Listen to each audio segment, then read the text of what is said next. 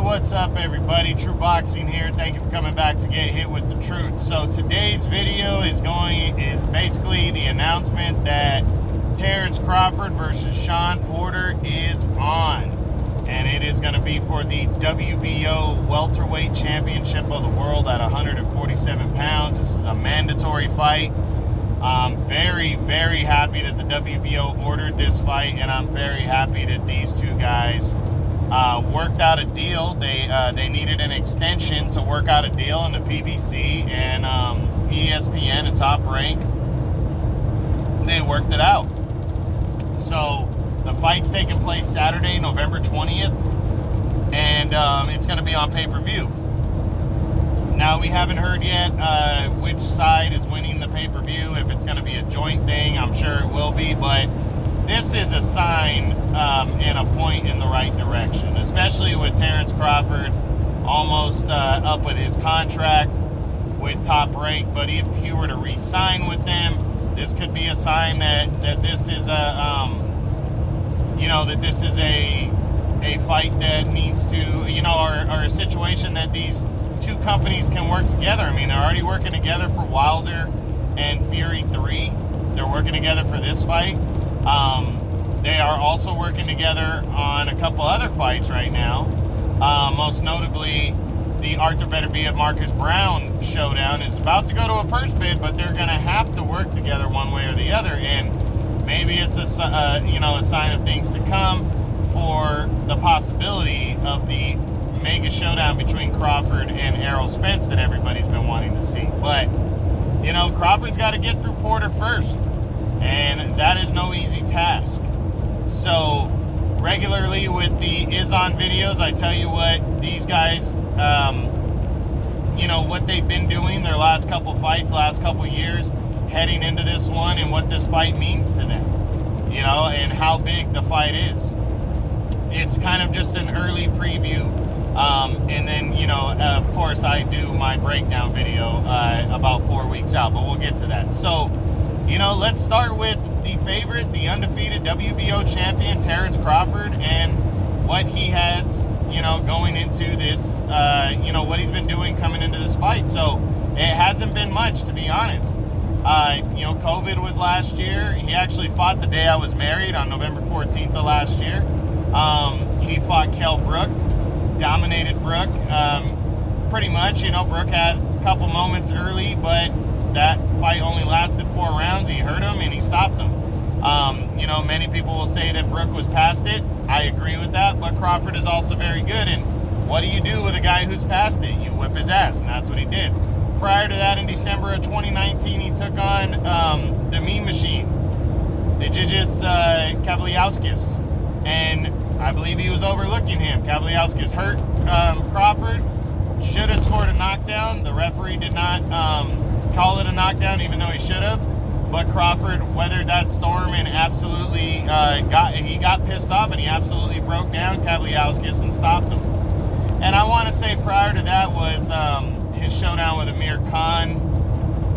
I think that was the fight prior to that, which of course he dominated that fight, and Khan quit in his corner after the 6th round. But Crawford is just he's that guy that's been flying with a big name, but he cannot land the opposition, the opponent.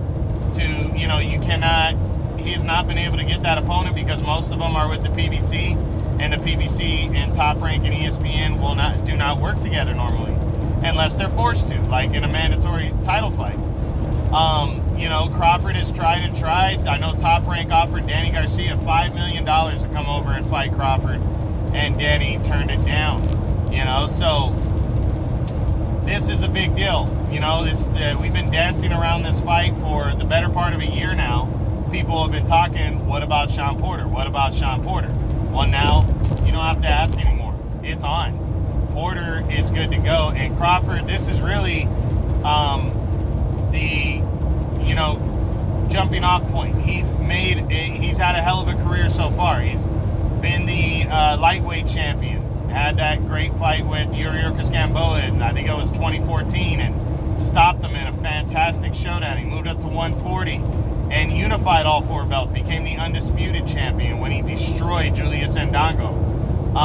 And then moved up to welterweight and won a championship in the 3rd weight class, stopping Jeff Horn, who had previously beaten Manny Pacquiao, by that very, controversial and bad decision that took place in Australia. But he just has not been able to get the top guys to get in the ring with him because of who he is promoted by and not being able to work together. Now, this could open the door right here, and he's on the verge of his contract being over with Top Rank, and then maybe we'll see. There's rumors that Eddie Hearn and Matchroom could be signing him on for his services. But we'll see. Maybe he goes to the PBC. But again, maybe this is a jumping point to not just the Errol Spence fight, but other fights with PBC fighters. We just don't know. But this is a big time matchup for him. It's the biggest fight of his career, hands down. And a win over Sean Porter, it would be the best name on his resume. And Sean Porter is no slouch. He's a former 2-time welterweight champ. He's been at one of the top welterweights since 2013, I believe, when he beat Devin Alexander, and to capture the title. He went on to, I believe he lost that belt to Keith Thurman. That was the first loss, but he's beaten Adrian Broner. He captured the title his 2nd time, beating Danny Garcia by a close decision in 2018. And then in 2019, he got a controversial split decision over Yordenis Ugas, and then lost the title when he attempted to unify belts against Errol Spence. But that was a fight where a lot of people, myself included, felt he would get his ass whipped in that fight. I picked Spence to stop him that night. And, I don't know if Spence overlooked him or not, but he made Spence fight an absolute dogfight in that one. And it was very, very good. And he did get put down later in that fight, but he shook that off and finished the fight strong. And he lost his belt by a split decision, but nothing to shake your head about to lose to Thurman, who was the number 1 guy at the time, and then Errol Spence, who was number 1 or 2, depending on who you ask, at welterweight at the time. And Spence is now the number 1 welterweight in the world. So there's no, shame in that. His losses have been to really good fighters, really good welterweights, and he's still here. And he lets everybody know, even in his couple losses to Thurman and to Spence now, that he's there, that he barely lost both those fights.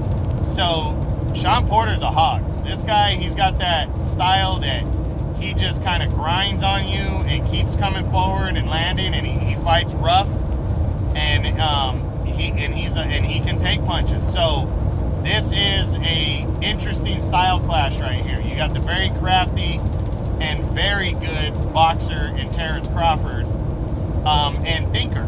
Once Crawford figures you out, he dominates. And that only takes 3 or 4 rounds. But can he dominate Sean Porter is the big question. Porter, the consummate grinder, comes straight at you. His last fight against Sebastian Formella last August of last year, he got a unanimous decision in that one. That was almost a year removed from his fight with Errol Spence. So neither one of these guys have an advantage in terms of rust, and Crawford's got a few months, 3 months edge in terms of rust from your last fight, but Porter fought 12 rounds where Crawford only fought 4. But if you look at the last couple of years, Crawford fought the previous December, and then the previous May, where Porter, his last 3 fights stretch back to March of 2019. So the last couple 2.5 years have been rough because of COVID, and it's really made guys stay out of the ring for a while.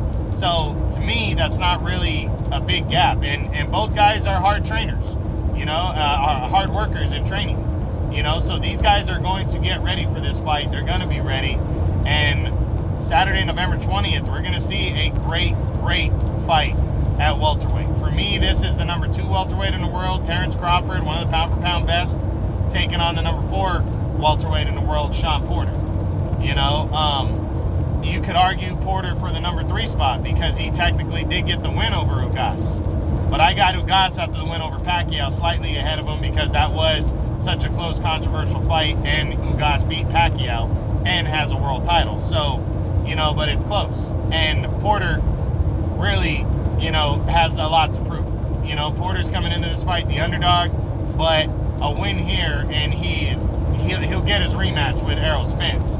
He could dictate terms on whether he wants to give Ugas a rematch. They could unify belts, you know. But either way, Porter is right back at the top with a win over Crawford, and you know. But to be honest, this is a true test to see how good Terrence Crawford really is now as a welterweight.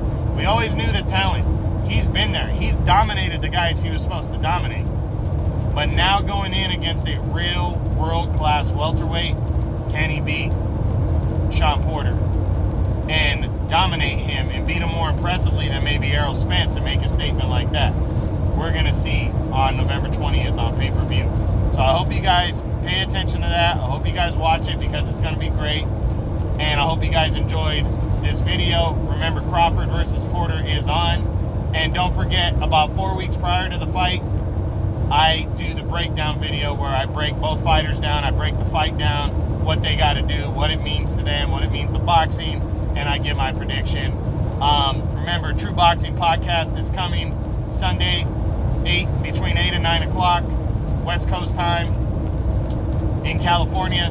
And also, check out my Anthony Joshua Alexander Usyk video if you haven't seen it already. I got 3,200 views on that, and I'm damn proud of that. That's the most viewed video I've made so far. So we're getting better with this channel, and I hope you guys are enjoying it. All right, guys, True Boxing. You may hit with the truth.